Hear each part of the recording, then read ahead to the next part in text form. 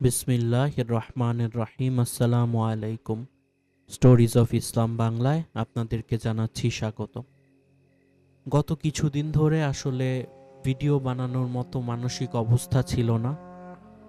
যে মহা দুর্যোগ আমাদের দেশের উপর নেমে এসেছিল, সে দুর্যোগের কারণে আসলে স্তব্ধ হয়েছিল আমাদের সমস্ত মন মানসিকতা। আল্লাহ তাআলা মাইলস্টোনের শিশুদেরকে যে করুণ পরিণতি দিয়েছেন, জানি না আল্লাহ তাআলার কি প্ল্যান ছিল বা কি পরীক্ষা ছিল এটি। আল্লাহ আমাদের সকলকে হেফাজত করুন এবং এই নিরীহ শিশুদেরকে আল্লাহ যেন জান্নাতুল ফেরদৌস দান করেন, এই দোয়া করি। এবং তাদের শোক সন্তপ্ত পরিবারকে আল্লাহ যেন ধৈর্য ধরার শক্তি দেন, এই কামনা করে ভিডিওটি শুরু করছি। আজকের ভিডিও ইমাম মাহদি, দাজ্জাল ও ইয়াজুজ মাজুজ। প্রতীক্ষিত ইমাম মাহদি। ইমাম মাহদি মুমিনদের প্রতীক্ষিত নেতা। কিয়ামত পূর্বকালে সমগ্র পৃথিবী ছেয়ে যাবে ঘোর অমানিসায়। ভয়াল অন্ধকার আচ্ছন্ন করে নিবে পূর্ব পশ্চিম, উত্তর মেরু থেকে দক্ষিণ মেরু। প্রাচ্য ও প্রতীচ্যের চারদিকে মেতে উঠবে জুলুমের আস্ফালন। মনুষ্য ও মানবতা বিদায় নেবে, ভুলণ্ঠিত হবে ইনসানিয়াত। সত্য ও সুন্দরের নির্মম পতন ঘটবে, মিথ্যার পতাকায় ছেয়ে যাবে পৃথিবীর আকাশ। শয়তান ও তার দোসরদের পাশবিকতার হবে জয় জয়কার। তখন আল্লাহ তাআলা ইনসাফের দাবি হলো পৃথিবীতে এমন একজন ব্যক্তিকে প্রেরণ করা, যিনি পৃথিবীকে জুলুম ও কুফরের অন্ধকার থেকে ঈমান ও ইনসাফের আলোর দিকে প্রত্যাবর্তন করবেন। দিকে দিকে ফিরিয়ে আনবেন মানবতা। জুলুমের মূলোৎপাটন করে সততা, ন্যায় ও আদর্শের রাজ কায়েম করবেন। অন্ধকার দূরীভূত করে প্রতিষ্ঠিত করবেন সত্য, যিনি এসে মিথ্যাকে অপসারিত করে সত্যের পতাকা উড্ডীন করবেন। শয়তান ও তার দোসরদের সঙ্গে লড়াইয়ে অবতীর্ণ হবেন এবং তাদেরকে পরাজিত করে প্রতিষ্ঠা করবেন আল্লাহর জমিনে আল্লাহর বিধান। সেদিন সকল তন্ত্রমন্ত্রের অবসান ঘটবে, মানবরচিত সকল মতবাদ, ইজম ও বিধিবিধানের কবর রচিত হবে। পৃথিবী অধীর আগ্রহে অপেক্ষা করবে তার শুভাগমনের। জুলুমের আধার যত ঘনায়মান হচ্ছে, মুক্তিকামী মানব সমাজের অপেক্ষা ততই প্রগাঢ় হচ্ছে। নির্যাতিত করুণ চাহনিতে ভেসে উঠছে, কখন আসবে সেই মহামানব। মহান রবের সাহায্য নিয়ে কখন তিনি অবতরণ করবেন। তিনি আমাদের ভূখণ্ডে, যার বিশ্বাস ও মুক্তির পতাকা তলে আশ্রয় নিবে অগণিত বনি আদম। আমরা দেখছি সেই মাহেন্দ্রক্ষণ যেন দ্রুত ঘনিয়ে আসছে। আমরা দেখছি আসমানের সাহায্য দ্রুত আমাদের দিকে এগিয়ে আসছে। আমরা দেখছি পৃথিবীর জুলুমে ক্রমাগত কেঁপে উঠছে আরশে আজিম। দয়াল প্রভু আমাদের সাহায্য ও নেতৃত্বের জন্য প্রস্তুত করছেন তাকে, সেই প্রতীক্ষিত মহামানবকে। চাতক পাখির ন্যায় আসমানের দিকে তাকিয়ে থাকবে সত্যের অনুসারীরা। কখন আল্লাহ তাআলা প্রেরণ করবেন প্রতীক্ষিত মাহদি, সাহায্য ও সহযোগিতার আলোকবর্তিকা রূপে। কেননা তার আগমনী হবে সত্যবাদীদের বিজয় স্বরূপ। তার আগমনী হবে মাজলুমদের জন্য অগণন সাহায্য। তার আগমনী হবে পৃথিবীর সকল অন্যায় অনাচারের মূলোৎপাটন। দীর্ঘ প্রতীক্ষার পর অবশেষে আগমন করবেন তিনি। অপেক্ষার পালা শেষে আগমন করবেন সে প্রতিশ্রুত ব্যক্তি। আল্লাহ তাআলার পক্ষ থেকে তার আগমন মূলত পৃথিবীবাসীর জন্য তাওবা করে প্রত্যাবর্তনের সর্বশেষ সুযোগ। হয়তো তারা ফিরে আসবে সকল প্রকার জুলুম, নাফরমানি ও অবাধ্যতা পরিত্যাগ করে। তার মাধ্যমে আল্লাহ তাআলা সত্য মিথ্যার পার্থক্য করবেন কারা তার দিনের জন্য শত্রুদের বিরুদ্ধে জিহাদে অবতীর্ণ হয় এবং কারা পালিয়ে যায়। কে সেই প্রতীক্ষিত ব্যক্তি? কে সেই প্রতিশ্রুত মহামানব? ঈমান ও ইনসানিয়াতের কে সেই ত্রাণকর্তা? জুলুম নিপীড়নের মূলোৎপাটনকারী কে সেই ইনসাফের রাজপুত্র? তিনি হলেন মাহদি, ইমাম মাহদি। অচিরেই শেষ জমানায় আত্মপ্রকাশ করবেন তিনি। তার আগমনে পৃথিবী ভরে যাবে সত্য ও ইনসাফে। তিনি হবেন রাসূলুল্লাহ সাল্লাল্লাহু আলাইহি ওয়াসাল্লামের মহিমান্বিত বংশধরদের একজন। তার নাম হবে রাসূলের নামে, তার পিতার নাম হবে রাসূলের পিতার নামে। আল্লাহ সুবহানাহু তাআলা তাকে শত্রুদের বিরুদ্ধে সাহায্য করবেন। পৃথিবীতে প্রতিষ্ঠিত হবে তার সাম্যের রাজত্ব। মুসলমানরা তখন বসবাস করবে দারুণ শান্তি ও সুখের প্রাচুর্যে। ৮০টিরও বেশি হাদিসে বর্ণিত হয়েছে তার শুভাগমন এবং জুলুম অত্যাচারের মূলোৎপাটন করে সত্য ও সুন্দরের রাজ প্রতিষ্ঠার আলোচনা। ১০০রও অধিক বর্ণনাকারী সূত্রে হাদিসের প্রসিদ্ধ গ্রন্থ আবু দাউদ, তিরমিজি, মুসনাদে আবু ইয়ালা, ইবনে মাজা, মুসনাদে বাজ্জার, মুস্তাদরাকে হাকিম ও তাবরানী সহ আরও অসংখ্য গ্রন্থে মুতাওয়াতির সূত্রে বর্ণিত হয়েছে। ওই সমস্ত হাদিসের কিছু সহি, কিছু হাসান, আবার কিছু রয়েছে জয়ীফ। কোরআনের আলোকে ইমাম মাহদি। পবিত্র কোরআনের বহু আয়াতে ইমাম মাহদির আগমনের প্রত্যক্ষ ইঙ্গিত রয়েছে। ইমামুল মুসাসসিরিন আল্লামা ইবনে জারির তাবারি রহিমাহুল্লাহ তাদের জন্য দুনিয়াতে রয়েছে লাঞ্ছনা আর আখেরাতে রয়েছে বড় শাস্তি। এই আয়াতটির ব্যাখ্যায় বলেন, এখানে দুনিয়াতে লাঞ্ছনা বলে ইমাম মাহদির আগমন, কুস্তুনতুনিয়া বিজয় এবং তাদের ও তাদের পরিবার পরিজনকে বন্দী করাকে বোঝানো হয়েছে। ইমাম কুর্তুবী রহিমাহুল্লাহ হযরত কাতাদা রহিমাহুল্লাহ থেকে বর্ণনা করেন, উপর্যুক্ত আয়াতে দুনিয়ার লাঞ্ছনা দ্বারা উদ্দেশ্য হল ইমাম মাহদির আগমন, পৃথিবীব্যাপী তার রাজত্ব প্রতিষ্ঠা, আম্বরিয়া, রোম, কুস্তুনতুনিয়া সহ অন্যান্য শহর বিজয়, সেখানকার কাফের ও তাদের পরিবার পরিজনকে বন্দী করা। ইমাম শাওকানি রহিমাহুল্লাহ বলেন, পবিত্র কোরআনের এই আয়াতে তাদের পার্থিব লাঞ্ছনার কথা বলে মাহদির আগমন, তার রাজত্ব প্রতিষ্ঠা এবং কুস্তুনতুনিয়া বিজয়কে বোঝানো হয়েছে। এই আয়াতটির ব্যাখ্যায় মুকাতিল ইবনে সুলাইমান রহিমাহুল্লাহ বলেন, আয়াতটি হচ্ছে এরকম, আর তিনি কিয়ামতের একটি নিদর্শন স্বরূপ, তিনি কিয়ামতের একটি নিশ্চিত নিদর্শন। অতএব তোমরা কিয়ামতকে মোটেও সন্দেহ করো না, তোমরা আমার অনুসরণ করো, আর এটাই হলো সিরাতে মুস্তাকিম বা সরল পথ।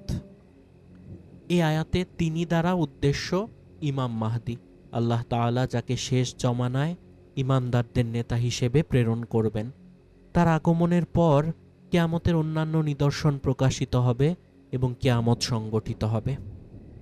হাদিসের আলোকে ইমাম মাহদি। ইমাম মাহদির আগমনের ব্যাপারে অসংখ্য হাদিস বর্ণিত হয়েছে। বহু হাদিসে তার আগমনের সুসংবাদ এসেছে। হযরত আলী রাদিয়াল্লাহু থেকে ইবনে মাজা, মুসনাদে আহমদ ও সহি আল জামে গ্রন্থে বর্ণিত হয়েছে, রাসূলুল্লাহ সাল্লাল্লাহু আলাইহি ওয়াসাল্লাম বলেছেন, মাহদি আমার বংশ থেকে হবে, আল্লাহ তাআলা তাকে এক রাতে খিলাফতের যোগ্য বানাবেন। এ হাদিসে আল্লাহ তাকে এক রাতে খিলাফতের যোগ্য বানাবেন, এর মর্ম হল ইমাম মাহদি তাওবা করবেন, সংশোধিত হবেন, আল্লাহ তাকে সঠিক পথ প্রদর্শন করবেন, ফলে তখন তিনি খেলাফতের জন্য উপযুক্ত বিবেচিত হবেন। হযরত আবু সাঈদ খুদরি রাদিয়াল্লাহু থেকে বর্ণিত, রাসূলুল্লাহ সাল্লাল্লাহু আলাইহি ওয়াসাল্লাম বলেছেন, মাহদি আমার বংশধর, তিনি উজ্জ্বল ও প্রশস্ত ললাটের ও সুউচ্চ নাসিকা বিশিষ্ট হবেন।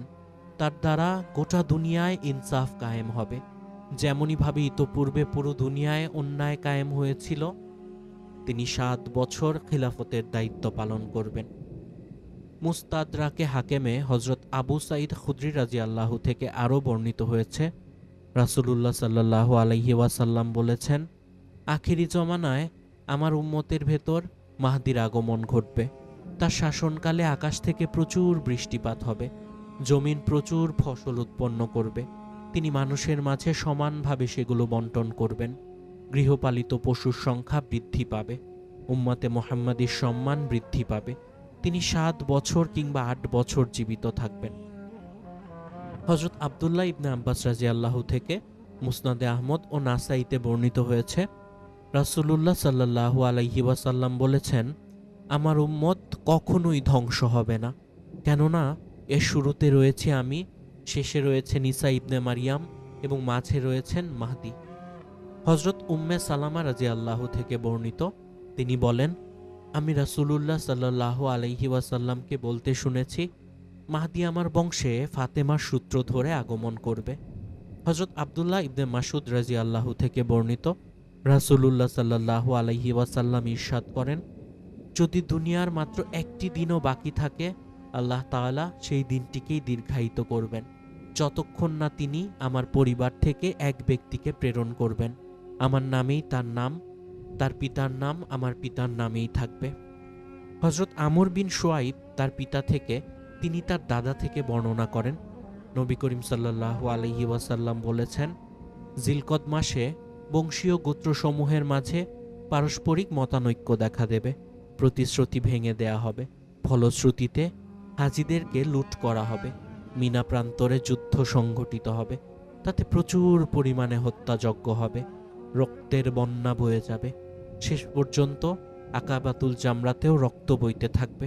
পরিস্থিতি এই পর্যন্ত পৌঁছবে যে তাদের সাথী ইমাম মাহদী পালিয়ে কাবা শরীফের রোকন এবং মাকামে ইব্রাহিমের মাঝামাঝি স্থানে চলে আসবেন। অতঃপর তার ইচ্ছার বিরুদ্ধেই তার হাতে সকলকে বাইয়াত করা হবে। তাকে বলা হবে, আপনি আমাদের বাইয়াত নিতে অস্বীকার করলে আমরা আপনার গর্দান উড়িয়ে দেব। অতঃপর বদর যুদ্ধের সংখ্যা পরিমাণ ৩১৩ জন লোক বাইয়াত গ্রহণ করবে। তাদের প্রতি আসমান ও জমিনের বাসিন্দাগণ সকলেই খুশি থাকবে। হযরত আবু উমামা রাদিয়াল্লাহু থেকে বর্ণিত, রাসূলুল্লাহ সাল্লাল্লাহু আলাইহি ওয়াসাল্লাম দাজ্জাল বিষয়ে আমাদেরকে বলেন, মদিনা তার ভেতরকার ময়লা দূরীভূত করে দেবে, যেভাবে হাপড় লোহার মরিচা দূর করে দেয় সেভাবে। সেদিনের নাম হবে নাজাত দিবস। অতঃপর উম্ম শরিক বলেন, হে আল্লাহ রাসূল, সেদিন আরবের লোকজন কোথায় থাকবে? উত্তরে রাসূলুল্লাহ সাল্লাল্লাহু আলাইহি ওয়াসাল্লাম বললেন, সেদিন তারা সংখ্যায় হবে খুব অল্প।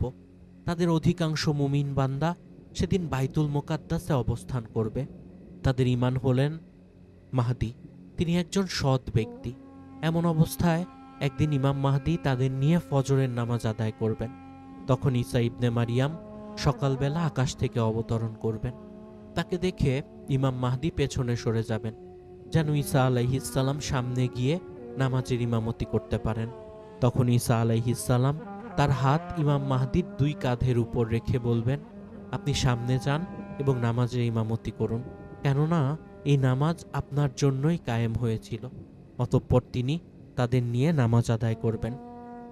এ উম্মতের জন্য এটি বিরাট সম্মান ও গৌরবের যে হযরত ঈসা আলাইহিসসালাম ওই ব্যক্তির পেছনে নামাজ আদায় করবেন। একজন নবী হযরত মুহাম্মদ সাল্লাল্লাহু আলাইহি ওয়াসাল্লামের এক উম্মতের পেছনে নামাজ আদায় করবেন।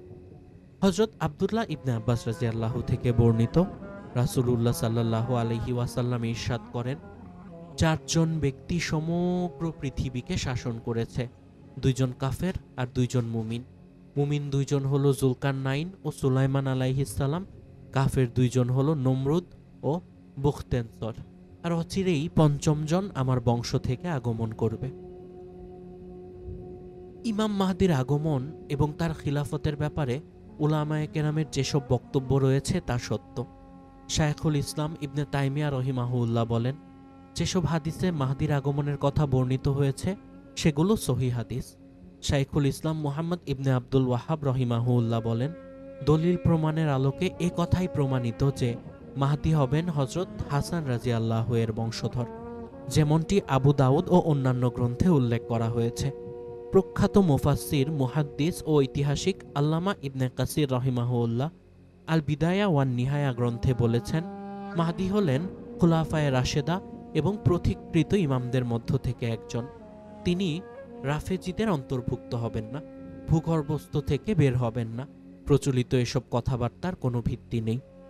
আল্লামা ইবনুল কাইয়িম রহিমাহুল্লাহ বলেন, মুসলমানরা হযরত ঈসা আলাইহিসসালামের আগমনের অপেক্ষা করছে।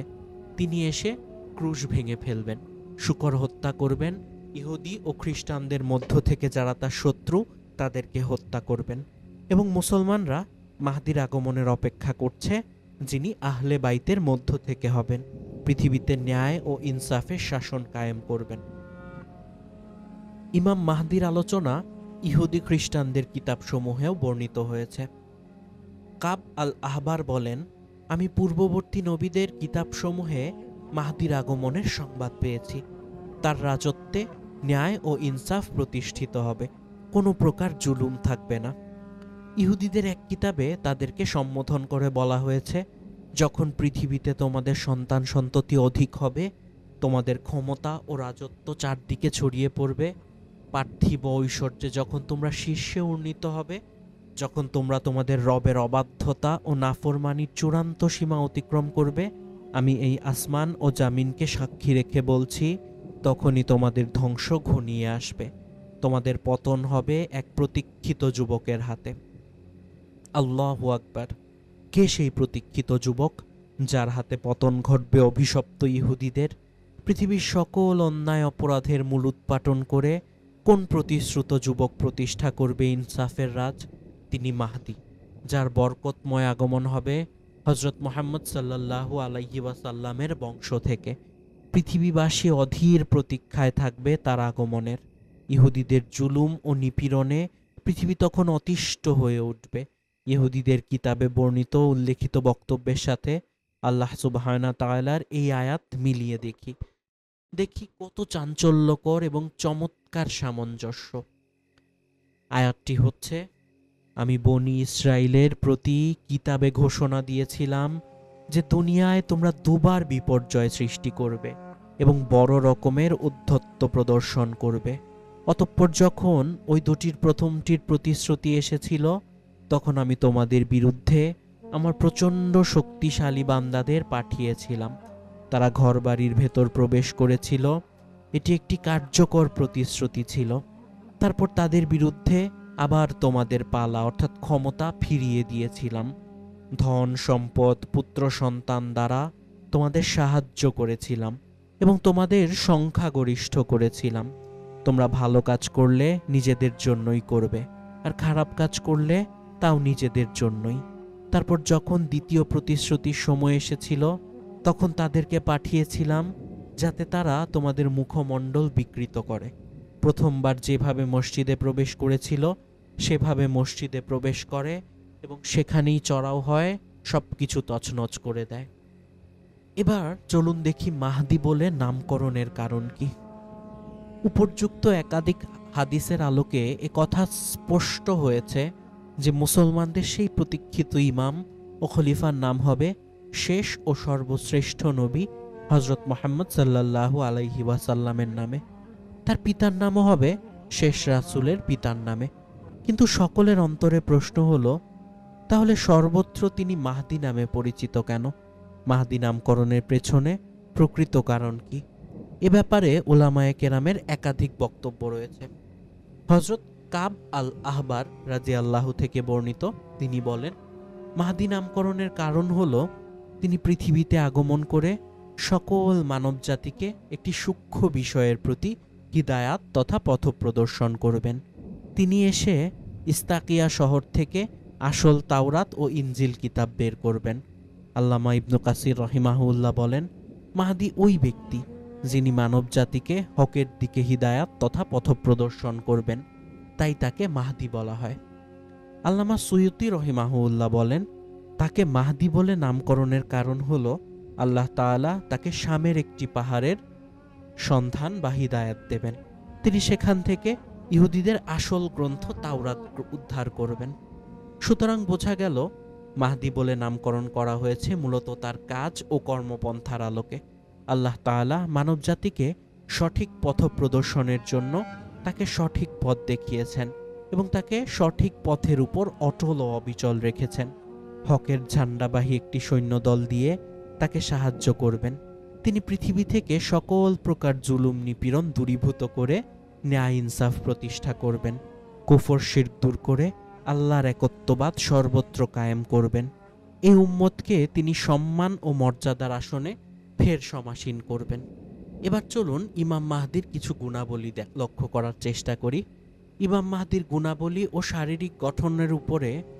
শারীরিক গঠন সম্পর্কে একটি হাদিস বর্ণিত হয়েছে।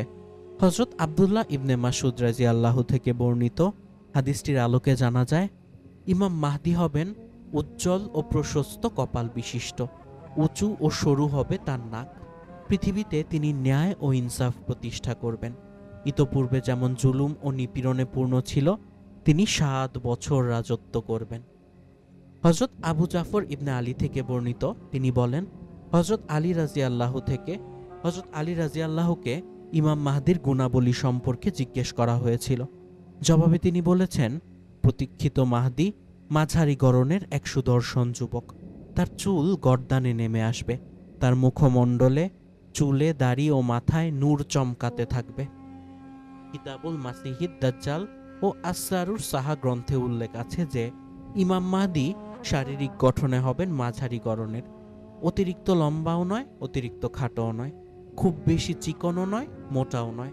তার কপাল হবে প্রশস্ত ও উজ্জ্বল, নাক হবে সরু ও খাড়া, চক্ষু হবে কালো ডাগর ডাগর, উভয় উরু থাকবে পৃথক পৃথক, বেটে মানুষের মতো একটি অপরটির সাথে লেগে থাকবে না। আর তার বয়স হবে 30 থেকে 40-এর মাঝামাঝি। অত্যন্ত বিনয় ও নম্র প্রকৃতির হবেন তিনি।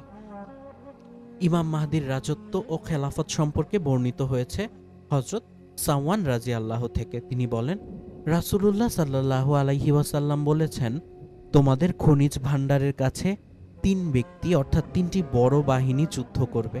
তারা 3 জনই হবে শাসকের ছেলে। খনিজ ভাণ্ডার কারো নিকটই স্থানান্তরিত করা হবে না। এরপর পূর্ব দিক থেকে কালো পতাকাবাহী লোকেরা আগমন করবে।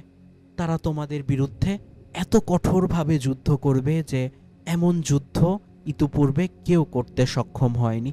বর্ণনাকারী বলেন, এরপর রাসূলুল্লাহ সাল্লাল্লাহু আলাইহি ওয়াসাল্লাম কি যেন বললেন, কিন্তু আমি তা ঠিকমতো বুঝে উঠতে পারিনি।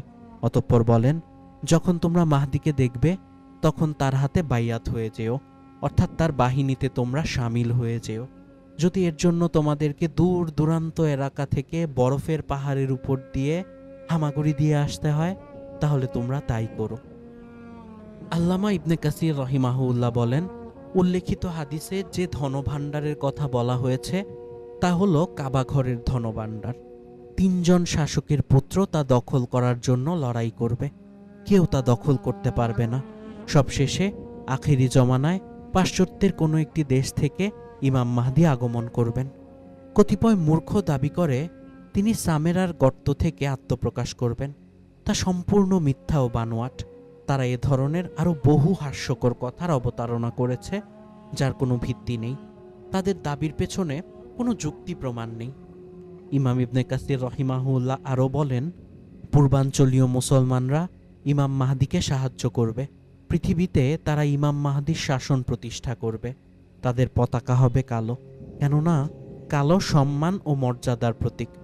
রাসূলুল্লাহ সাল্লাল্লাহু আলাইহি ওয়াসাল্লামের পতাকা ছিল কালো, যার নাম ছিল ইকাব।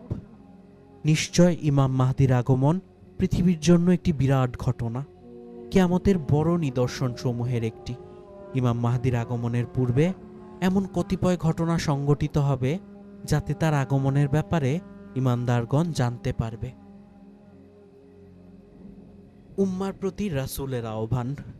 রাসূলুল্লাহ সাল্লাল্লাহু আলাইহি ওয়াসাল্লাম তার উম্মতকে আহ্বান করে বলেছেন, ইমাম মাহদি যখন আগমন করবে তখন পৃথিবীতে যারা বেঁচে থাকবে তারা যেন হকের কাফেলায় শরিক হয়ে যায়, তারা যেন ইমাম মাহদির পতাকা তলে ঐক্যবদ্ধ হয়।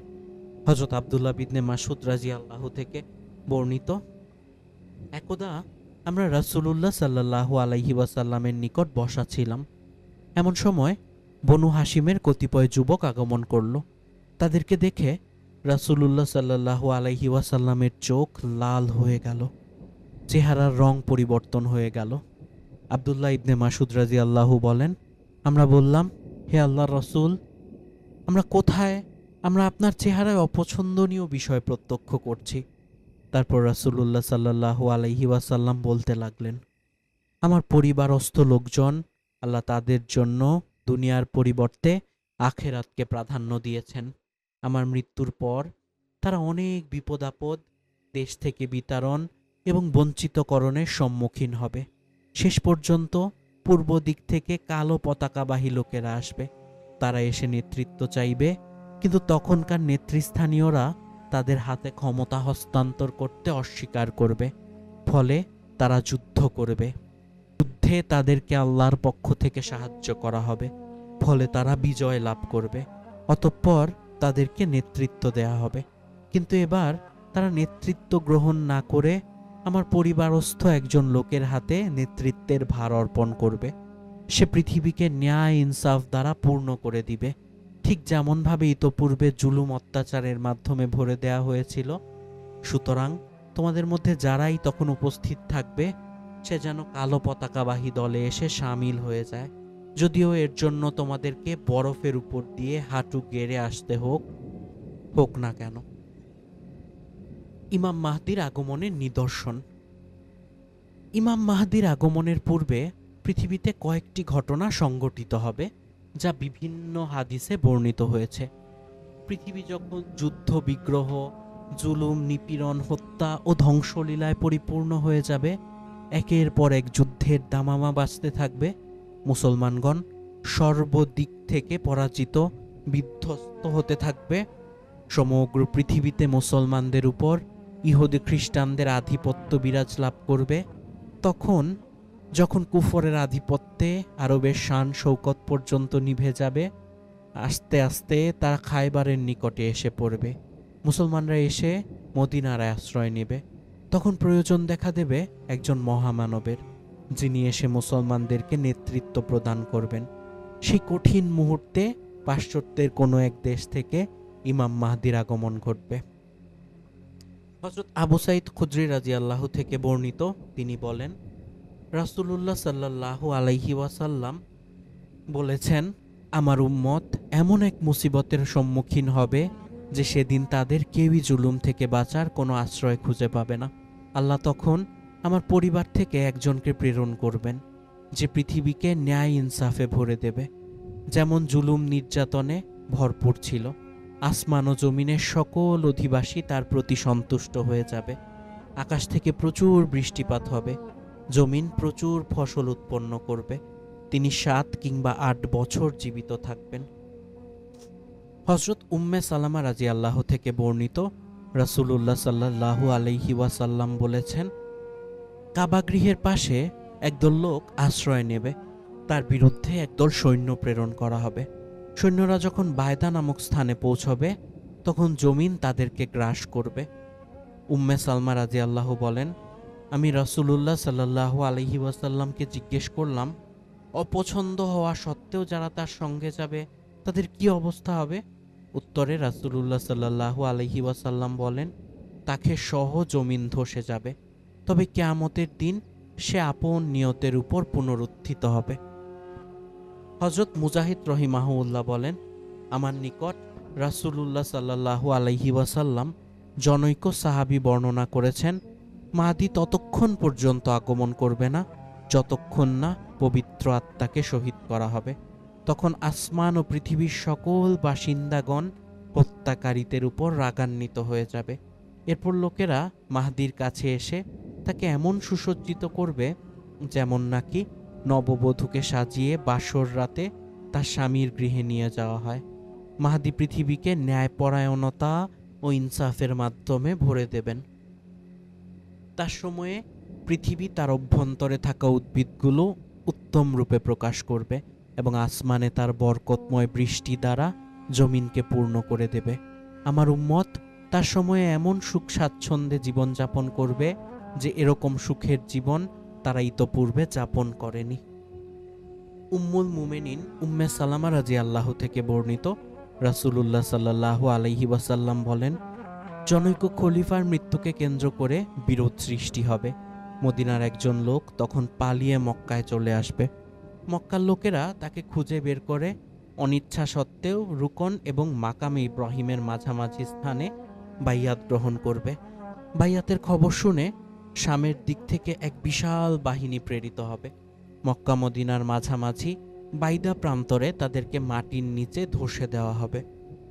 বাহিনী ধসের সংবাদ শুনে শাম ও ইরাকের শ্রেষ্ঠ মুসলমানগণ মক্কায় এসে রুকন ও মাকামে ইব্রাহিমের মাঝামাঝি তার হাতে বাইয়াত গ্রহণ করবে। অতঃপর বনু কালব সম্বন্ধীয় এক কুরাইশির আবির্ভাব হবে। শামের দিক থেকে সে বাহিনী প্রেরণ করবে। মক্কার নব উত্থিত মুসলিম বাহিনী তাদের উপর বিজয়ী হয়ে প্রচুর যুদ্ধলব্ধ সম্পদ অর্জন করবে। সেদিন বনু কালবের সর্বনাশ ঘটবে। যে বনু কালব থেকে অর্জিত সম্পদ প্রত্যক্ষ করেনি সেই প্রকৃত বঞ্চিত। অতঃপর মানুষের মাঝে তিনি সম্পদ বন্টন করবেন, নববী আদর্শের বাস্তবায়ন ঘটাবেন। উট যেমন প্রসন্ন চিত্তে গলা বিছিয়ে আরাম পায়, দীর্ঘ প্রতীক্ষার পর ইসলামও সেদিন ভূপৃষ্ঠে প্রশান্ত চিত্তে স্থির পাবে। 7 বৎসর এভাবে রাজত্ব করে তিনি ইন্তেকাল করবেন। মুসলমানগণ তার জানাজায় শরিক হবে। হযরত জাবের ইবনে আবদুল্লাহ রাদিয়াল্লাহু বলেন, আমি রাসূলুল্লাহ সাল্লাল্লাহু আলাইহি ওয়াসাল্লামকে বলতে শুনেছি, আমার উম্মতের একটি দল হকের উপর অবিচল থেকে কিয়ামত পর্যন্ত লড়াই করতে থাকবে। অতঃপর ঈসা ইবনে মারিয়াম আসমান থেকে অবতরণ করবেন। তাকে দেখে মুসলমানদের আমির বলবেন, আসুন আপনি আমাদের নামাজের ইমামতি করুন। ঈসা আলাইহিস সালাম বলবেন, না, বরং তোমাদের আমির তোমাদের মধ্য থেকেই। এই উম্মতের সম্মানের কারণেই তিনি এ মন্তব্য করবেন। ইমাম মাহদির আগমনের আরও একটি নিদর্শন, মসজিদে নববী একটি সাদা প্রাসাদে পরিণত হবে। হযরত মিহজান ইবনে আজরা রাদিয়াল্লাহু থেকে বর্ণিত, রাসূলুল্লাহ সাল্লাল্লাহু আলাইহি ওয়াসাল্লাম 3 বার বললেন, মুক্তির দিন, মুক্তির দিন, মুক্তির দিন। একজন জিজ্ঞেস করলেন, হে আল্লাহর রাসূল, মুক্তির দিন কি? উত্তরে তিনি বললেন, দাজ্জাল আসবে, উহুদ পর্বতের উপর আরোহণ করে মদিনার দিকে ইঙ্গিত করে তার সাথীদেরকে বলবে, তোমরা কি ওই সাদা প্রাসাদটি দেখতে পাচ্ছ? এটি হচ্ছে আহমদের মসজিদ। অতঃপর সে মদিনার দিকে আসতে থাকলে মদিনায় প্রবেশ করার প্রতিটি রাস্তায় ধারালো তরবারি নিয়ে দাঁড়ানো ফেরেশতাদের দেখতে পাবে। ফলে সে সাবখাতুল জারফ নামক স্থানে স্বীয় ঘাঁটিতে ফিরে এসে সর্বশক্তি দিয়ে ভূমিতে আঘাত করবে। ফলে মদিনাতে বড় ধরনের 3টি ভূমিকম্প অনুভূত হবে। জান প্রাণের ভয়ে সকল ফাসেক মুনাফেক নারী পুরুষ মদিনা থেকে বের হয়ে দাজ্জালের সাথে চলে যাবে। এভাবেই মদিনা সকল প্রকার পাপিষ্টকে দূরে নিক্ষেপ করে পুতপবিত্র হয়ে যাবে। এটাই হচ্ছে মুক্তির দিন। আমি আপনাদের জিজ্ঞেস করছি, আজ মসজিদে নবমী দেখতে কেমন? তাকে হাদিসে বর্ণিত অবয়বের সাথে হুবহু মিলে যাচ্ছে না? এ প্রশ্নের উত্তর আপনারা নিজেরাই খুঁজে নিন আর উপলব্ধি করতে থাকুন কতটা ঘনিয়ে এসেছে ইমাম মাহদির আগমন। এবার চলুন দেখি, ইমাম মাহদির আগমনের পূর্বে পৃথিবীতে সুদের ভয়াবহ প্রচলন ঘটবে। তখন সুদকে মানুষ কোনো গুনাই মনে করবে না, অন্যান্য বস্তুর ন্যায় খুব সাধারণ এক বস্তুতে পরিণত হবে। আবু দাউদ, মুস্তাদরাকে হাকিম, ইবনে মাজা সহ বহু গ্রন্থে হযরত আবু হুরায়রা রাদিয়াল্লাহু থেকে বর্ণিত, রাসূলুল্লাহ সাল্লাল্লাহু আলাইহি ওয়াসাল্লাম বলেন, এমন এক জমানা আসবে যখন সকলেই সুদ ভক্ষণ করবে। আজকের পৃথিবীর সর্বত্র সুদের ব্যাপক প্রচলন ঘটেছে। খুব কম মানুষই এর থেকে মুক্ত। ব্যক্তি, পরিবার, সমাজ ও রাষ্ট্রের প্রতিটি অনুষঙ্গে সুদ অনুপ্রবেশ করেছে। সুদকে আজ তেমন গুনাহের বস্তু মনে করা হচ্ছে না, কেউ তাকে অস্বীকার করছে না। সকল ব্যাংক ও আর্থিক প্রতিষ্ঠানের ভিত্তিই হলো সুদ। ইহুদি খ্রিস্টানদের প্রচলিত রীতিনীতি মুসলমানরা দারুণ উৎসাহের সাথে নিজেদের দেশে বাস্তবায়ন করছে। সকল মুসলমান সুদভিত্তিক লেনদেনে জড়িয়ে পড়েছে।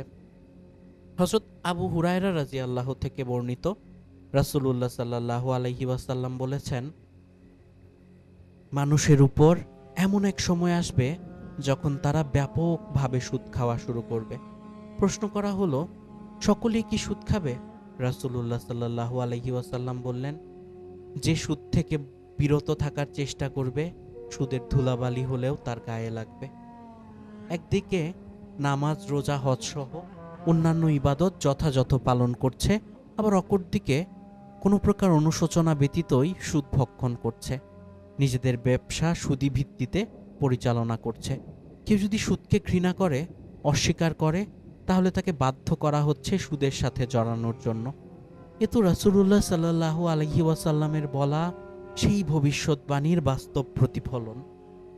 সুদ এতই ভয়াবহ পাপ যে আল্লাহ তাআলা সুদের বিরুদ্ধে যুদ্ধ ঘোষণা করেছেন। বর্তমান পৃথিবীর মুসলমানরা আল্লাহর সাথে যুদ্ধে লিপ্ত। আরও দুঃখজনক বিষয় হলো, মুসলমানরা এত ভয়াবহতা উপলব্ধি করছে না। ইরশাদ হয়েছে, হে ঈমানদারগণ, তোমরা আল্লাহকে ভয় করো, এবং তোমাদের নিকট যে সুদ বকেয়া আছে তা ছেড়ে দাও, যদি তোমরা প্রকৃত ঈমানদার হয়ে থাকো। যদি তা না করো তাহলে আল্লাহ ও তার রাসূলের পক্ষ থেকে যুদ্ধের ঘোষণা শুনে রাখো। রাসূলুল্লাহ সাল্লাল্লাহু আলাইহি ওয়াসাল্লাম ইরশাদ করেন, সুদের ৭০টি দরজা রয়েছে, তন্মধ্যে সর্বনিম্ন হলো আপন মায়ের সাথে ব্যভিচার করা। চিন্তা করতে পারছেন কতটা ভয়াবহ সুদ? আল্লাহর নিকট পানা চাই এমন ভয়াবহ ও জঘন্য পাপ হওয়া সত্ত্বেও আজ মুসলিম ও মুসলিম উম্মাহ কিভাবে কোনো প্রকার পরোয়াহীনভাবে সুদের সাথে জড়িয়ে পড়ছে। ইমাম মাহদির পৃথিবীতে আগমনের আরও একটি নিদর্শন হল আমানতের খেয়ামত। মানুষ একে অপরের নিকট আমানত রাখবে, কিন্তু কেউ সে আমানত যথাযথ রক্ষা করবে না। হযরত আবু হুরায়রা রাদিয়াল্লাহু থেকে বর্ণিত, একদা জনৈক বেদুইন রাসূলুল্লাহ সাল্লাল্লাহু আলাইহি ওয়াসাল্লামকে জিজ্ঞেস করল, কিয়ামত কখন সংঘটিত হবে?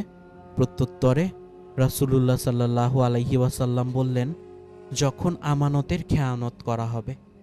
বেদুইন পুনরায় জিজ্ঞেস করল, হে আল্লাহর রাসূল, কিভাবে আমানতের খেয়ানত করা হবে? রাসূলুল্লাহ সাল্লাল্লাহু আলাইহি ওয়াসাল্লাম বললেন, নেতৃত্ব যখন অযোগ্যদের নিকট অর্পণ করা হবে। ইমাম মাহদির আবির্ভাবের অন্যতম একটি নিদর্শন হল কাবাঘর ধ্বংস হওয়া। বহু হাদিসে রাসূলুল্লাহ সাল্লাল্লাহু আলাইহি ওয়াসাল্লাম কিয়ামত পূর্বকালে হাবশার জনৈক খোদাদ্রোহী ব্যক্তির হাতে বাইতুল্লাহ ধ্বংস হওয়ার কথা বলেছেন।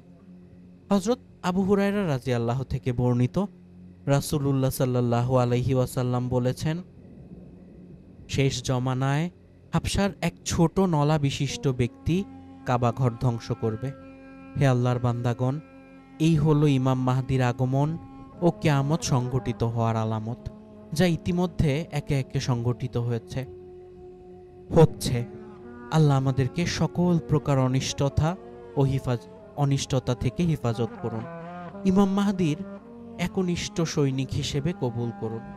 আল্লাহ তাআলা কুরআনুল কারিমে ইরশাদ করেন, তবে কি তারা আকস্মিকভাবে কিয়ামতের আগমন ছাড়া আর কিছুর অপেক্ষা করছে? তার লক্ষণ সমূহ তো এসেই গেছে। কিয়ামত এসে পড়লে তখন তারা উপদেশ গ্রহণ করবে কিভাবে? অতঃপর জেনে রাখো, আল্লাহ ছাড়া কোনো উপাস্য নেই। নিজের ত্রুটির জন্য ও মুমিন নরনারীদের জন্য ক্ষমা প্রার্থনা করো। আল্লাহ তোমাদের চলাফেরা ও ঠিকানা জানেন। হে আল্লাহর বান্দাগণ, মাহদী অচিরেই আত্মপ্রকাশ করবে, কিন্তু কখন আর কোন দিন তা কেবল আল্লাহ তাআলাই অধিকতর ভালো জানেন। মুসলিম উম্মার উচিত নয় আমল ইবাদত ছেড়ে দিয়ে কেবল তার আগমনের প্রতীক্ষায় থাকা।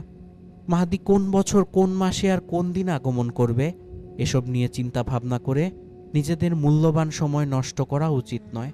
বহু হাদিসের আলোকে এ কথা দাহ্যহীনভাবে প্রমাণিত হয়েছে যে মাহদীর আগমন সত্য, তিনি অবশ্যই আসবেন, কিন্তু কবে কখন আসবেন এ ব্যাপারে সুস্পষ্ট কোনো দিক নির্দেশনা নেই। তাই তার আগমন সত্য এ ব্যাপারে দৃঢ় বিশ্বাস রাখা আমাদের জন্য করণীয়। আমাদের জন্য আরও করণীয় হলো নিজেদের ইবাদত বন্দেগী যথাযথ করা। আল্লাহ তাআলা আমাদেরকে যেসব কাজের আদেশ করেছেন সেগুলো যথাযথ মেনে চলা, আর যেসব কাজ থেকে নিষেধ করেছেন সেগুলো থেকে সর্বোত্তভাবে বিরত থাকা, হারাম ও নাজায়েজ থেকে বেঁচে থাকা, সুদ, ঘোষ, মিথ্যা, আমানতের খেয়ানত ইত্যাদি জঘন্য পাপ থেকে নিজেদেরকে রক্ষা করা।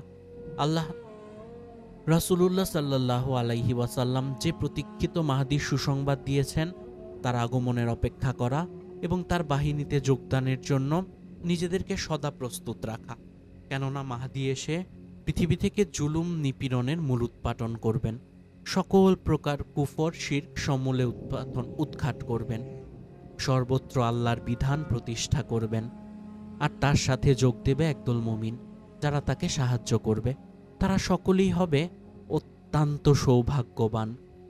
তাদের চেয়ে দ্বিগুণ সৌভাগ্যবান আর কারা রয়েছে যারা পৃথিবীতে আল্লাহর বিধান প্রতিষ্ঠার জন্য লড়াইয়ে অবতীর্ণ হবে? সেই কাফেলার সদস্য হওয়ার জন্য নিজেদেরকে সর্বদা প্রস্তুত রাখা, এর বাহিরে সকল প্রকার ভ্রান্ত ও প্রতারণামূলক ধ্যান ধারণা থেকে বেঁচে থাকা। বহু মিথ্যুক আগমন করবে যারা নিজেদেরকে মাহদী বলে দাবি করবে। ঈমান বিধ্বংসী কর্মসূচি নিয়ে তারা হাজির হবে। তাদের ষড়যন্ত্র থেকে নিরাপদ থাকা, আল্লাহ তাআলার নিকট কায়ে মনোবাক্যে প্রার্থনা করা। দাজ্জালের আবির্ভাব, সংকট ও মোকাবিলা। ইতপূর্বে আলোচনা করা হয়েছে ইমাম মাহদির আগমন, তার বিশদ পরিচয় এবং তার আগমনের প্রেক্ষাপট, মাহাত্ম্য এবং ইমানদারগণের করণীয় সম্পর্কে। সেই ধারাবাহিকতায় এখন আলোচনা করব দাজ্জালের আগমন, তার ভয়ঙ্কর আকৃতি, সে সময়কার পৃথিবীর পরিস্থিতি, লোকদের বিভ্রান্তির বেড়াজাল এবং তার ফিতনার করার গ্রাস থেকে ইমানদারদেরকে মুক্তি সম্পর্কে। দাজ্জালের ফিতনা মানবজাতির সুদীর্ঘকাল ইতিহাসের সবচেয়ে ভয়ানক ফিতনা।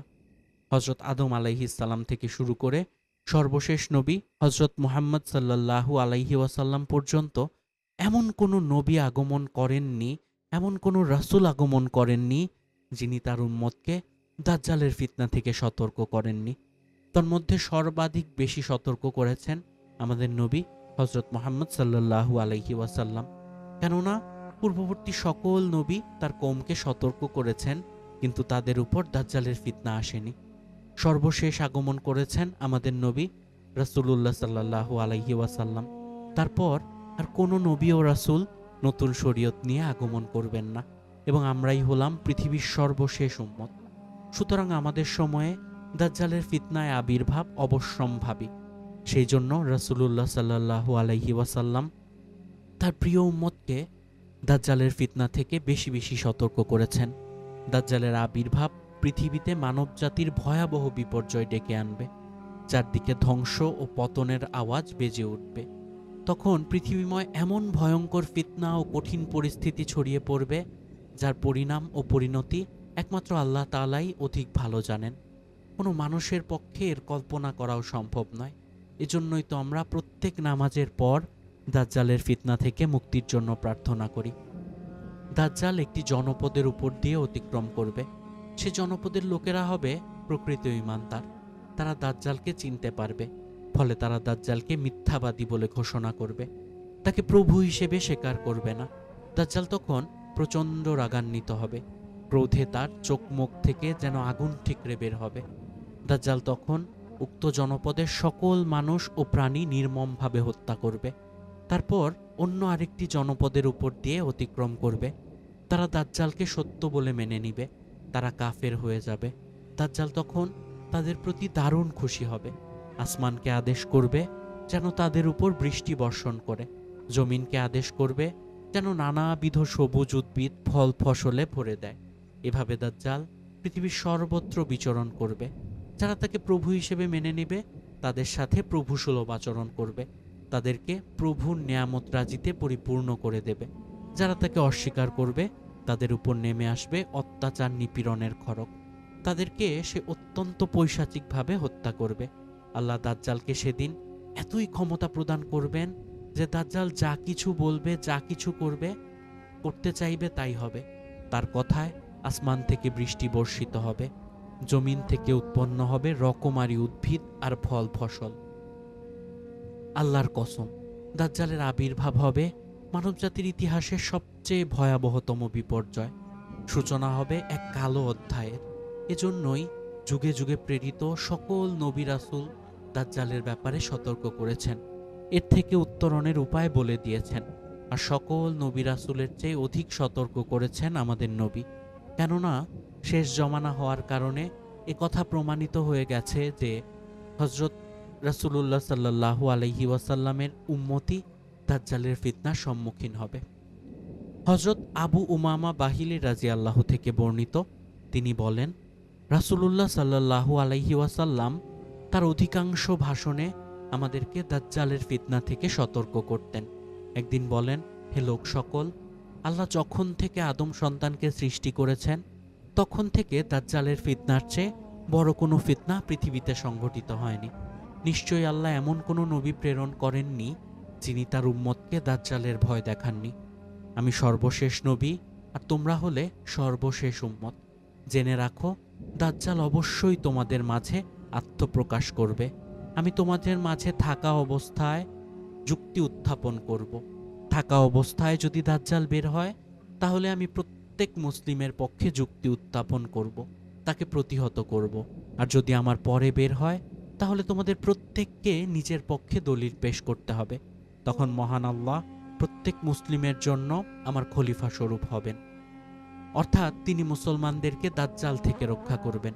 নিশ্চয় দাজ্জাল বের হবে সিরিয়া ও ইরাকের খাল্লা নামক স্থান থেকে, আর সে তার ডানে ও বামে সর্বত্র বিপর্যয় সৃষ্টি করবে।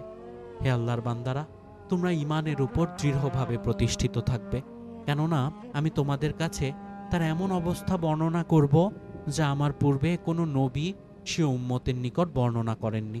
প্রথমে সে বলবে আমি নবী এবং আমার পর আর কোনো নবী নেই।